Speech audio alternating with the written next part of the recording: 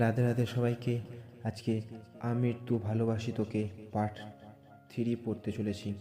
যদি ভালো লেগে থাকে একটা লাইক, সাবস্ক্রাইব, কমেন্ট করবেন। চলো বেশি দেরি না করে পড়া যাক। মেঘ দ্রুত পায়ে চলে গেল। তানভীর সতর্কতার সহিত চারিদিকে নজর বুলালো।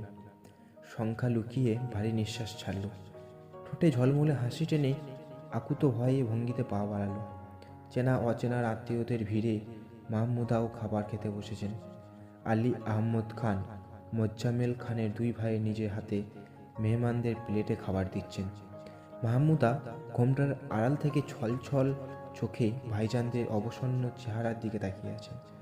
কতকগুলো বছর পর ভাইজানকে এত কাছ থেকে দেখছেন। মাহমুদা খানের দু চোখে অসহায়তার ছাপ। নিজের মনের অস্ফুষ্ট অনুভূতি কান্নার রূপ নিতে বেশি সময় লাগে না।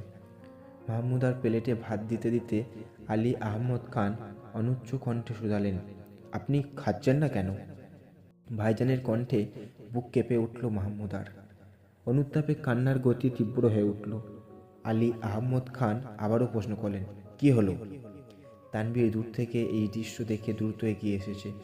বড় আব্বুর দিকে তাকিয়ে অমায়িক হেসে বলল, বড় আব্বু, আপনি কিছুক্ষণ রেস্ট নিন, আমি দেখছি। সমস্যা নেই, আমি পারবো। জানি পারবেন, তবুও কি? ভাইয়া বলেছে শরীরের উপর প্রেশার পড়ে না এমন কোনো কাজ আপনি যেন না করেন। আলী আহমদ খান মলিন হেসে বললেন, দায়িত্ব নিলেই কিন্তু হবে না, ঠিকমতো পালনও করতে হবে। জি অবশ্যই। মাহমুদা চোখ মুছে একদৃষ্টিতে ভাইজানের দিকে তাকিয়ে আছেন। তানভীর ফুপির প্লেটের আর এক চামচ ভাত দিতে দিতে ধীরকণ্ঠে বললেন, বড় আব্বু বলেন খেতে বসে কান্না করতে নেই। মাহমুদা ব্যথিত দৃষ্টিতে ভাইপোর দিকে এক পলক তাকালেন, তবে কিছুই বলতে পারলেন না। মোজাম্মেল খান এগিয়ে আসছেন। তানভীরকে দাঁড়িয়ে থাকতে দেখে গম্ভীর কণ্ঠে বললেন, এক জায়গায় দাঁড়িয়ে থাকলে কি হবে? তানভীর গলা খাঁকড়ে দিয়ে ভীতকর কণ্ঠে বলল, যাচ্ছি আব্বু। দুঃসাহসিক কর্মকাণ্ডে তানভীর নিজেই আতঙ্ক হয়ে উঠেছে বরাবর। বুকের ভেতরটা ভীতপ্রদভাবে কম্পিত হচ্ছে। দেখতে শুনতে সুঠা মেহেদি হলেও তানভীরে বুক পর্যাপ্ত সাহসের বড্ড অভাব। ফুপিকে গ্রামে আনার পরিকল্পনা মূলত আবিরের ছিল। আলী আহমদ খান আর মালিহা খানের একমাত্র ছেলে সাজাদুল খান আবির উচ্চ শিক্ষার জন্য বর্তমানে দেশের বাইরে অবস্থান করছে। তানভীর আর আবির সম্পর্কে চাচাতো ভাই হলেও তারা দুজনের পরস্পর বরাবরের বন্ধুর মতো। বসার ঘরে সোফায় বসে আছেন মালিহা খান, পাশেই মেজোজা হালিমা বেগম আত্মীয় স্বজনদের সাথে গল্প করছেন। ছোট যা আকলিমা আরা ছেলেকে খুঁজতে হয়রান হয়ে যাচ্ছে। ইকবাল খানও হালিমার একমাত্র মেয়ে মেহেরিন খান মিমি এবং একমাত্র ছেলে আহরজ খান আদি। বাসায় রীতিমতো বন্দি অবস্থায় থাকা আদি গ্রামে এসে ইতিমধ্যে মুক্ত জীবন পেয়েছে। আব্বু, বড় আব্বুদের শাসন মেজাজ কোনো কিছু তার ধারে কাছে ঘেঁষতে পারছে না। নতুন নতুন বন্ধু বানাচ্ছে আর তাদের সাথে ছুটোছুটি করছে। মিমি আর মেঘ হাতে হাত রেখে বাড়ির আশেপাশে ঘুরছে। মাহমুদা বারান্দায় দাঁড়িয়ে জানলা দিয়ে কিছুক্ষণ ভাবিদের দেখলেন। কথা বলার তীব্র ইচ্ছা থাকা সত্ত্বেও ভাইজানের ভয়ে কথা বলার সাহস করতে পারেননি। অভিমানের পাহাড় বুক চেপে নিঃশব্দে অশ্রু মুছে চলে যেতে লেনেন। আসমাত ইকবাল খানের মুখোমুখি হলেন। অপ্রত্যাশিত ঘটনায় চোখাচোখিতে দুজনেই চমকে উঠলেন। মাহমুদা নিজেই অজান্তি স্নেহের কণ্ঠে ডেকলেন, ভাই। দ্রুত গতিতে হঠাৎ বেগ পড়ায় ইকবাল খানের নিঃশ্বাস ভারী হয়ে গিয়েছে।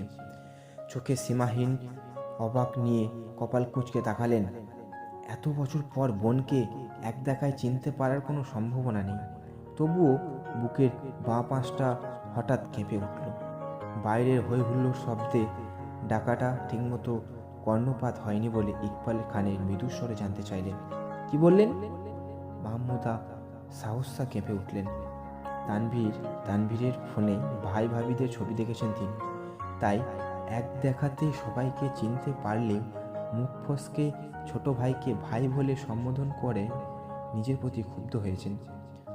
হতবুদ্ধি তার পরিচয় দিতে চান না বলে নিজেকে ধাতস্থ করে ঘোমটা টেনে দ্রুত পাশ কাটিয়ে চলে যেতে লাগলেন।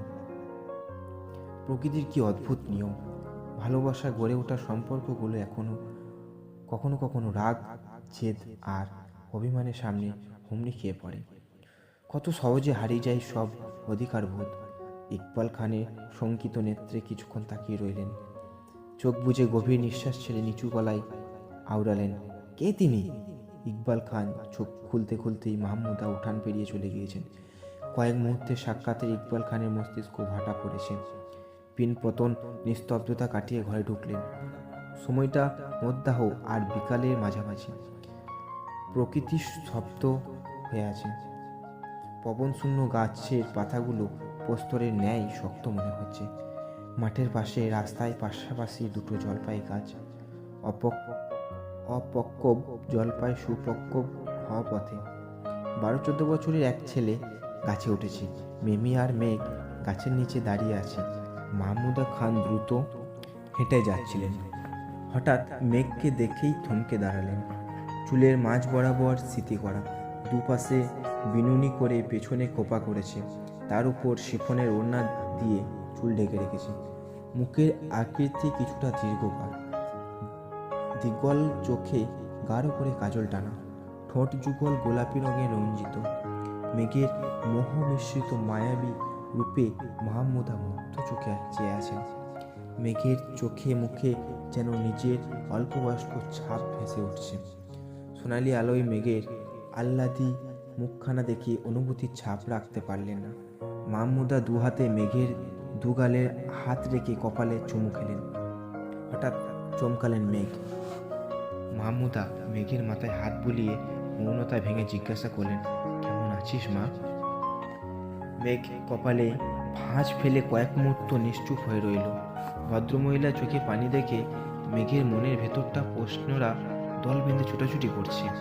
গতকাল থেকে এই অবধি অসংখ্য প্রশ্নের সম্মুখীন হতে হয়েছে তাদের, কিন্তু এতটা যত্ন নিয়ে কেউ চমু খায়নি। অস্থিরতায় বুক কাঁপছে, ভুরু কুঁচকে আছে। তোর মেঘ এবার অস্তিত্ব কাটিয়ে উত্তর দিল, আলহামদুলিল্লাহ ভালো, আপনাকে ঠিক চিনতে পারিনি। এর মধ্যে মিমিও জন্মনে ভঙ্গিতে মেঘের পাশে দাঁড়ালো। লম্বায় মেঘের থেকে কিছুটা ছোট, গায়ের রংটাও মেঘের তুলনায় কিঞ্চিত চাপা, তবে দুজনের চোখাচোখি আকৃতি অবিকল এক, আর হাসি দেখলে মনে হবে দুজনেই যমজ বোন। মাহমুদা মিমির গালে হাত বুলিয়ে কপালে মৃদু চুমু খেয়ে বললেন, দোয়া করি তোরা অনেক বড় হ। মেঘ মিমি দুজনেই হতবিহল। মাহমুদা চোখ মুছে চলে যাচ্ছেন।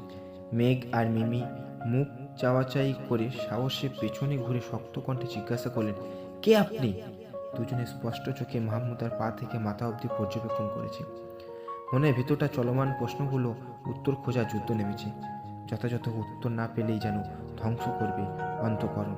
মাহমুদা কান্নায় ভেজা চোখ, ঝর্ণার পরন্ত পানির বেগ আছড়ে পড়েছে বুকে। সমুদ্রের উত্তাল ঢেউয়ের মতো হৃৎপিণ্ড কাঁপছে অবিরাম।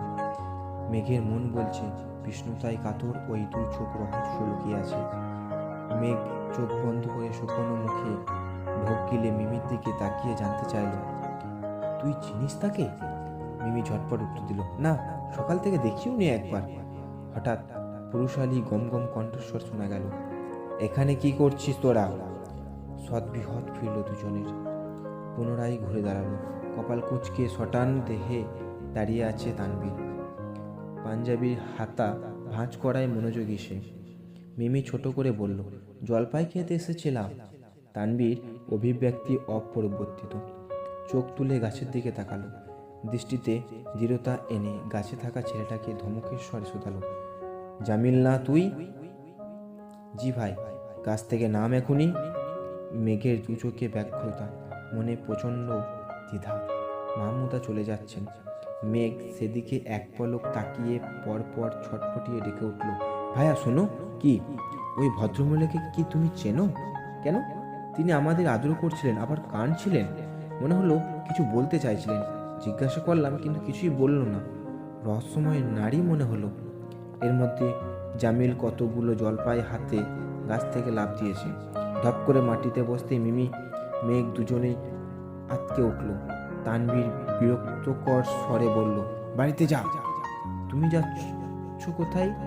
রহস্যময় নারীর সাথে দেখা করে আসি দাঁড়া। আজকের পার্ট 3টা এতটুকুই। পার্ট 4 আবার পরের দিন তোমাদের কাছে আপলোড করব। আবারও একবার বলছি, যদি ভালো লেগে থাকে লাইক কমেন্ট শেয়ার করে দিও, আর চ্যানেলটা সাবস্ক্রাইব করতে ভুলো না। রাধে রাধে রাধে রাধে রাধে রাধে।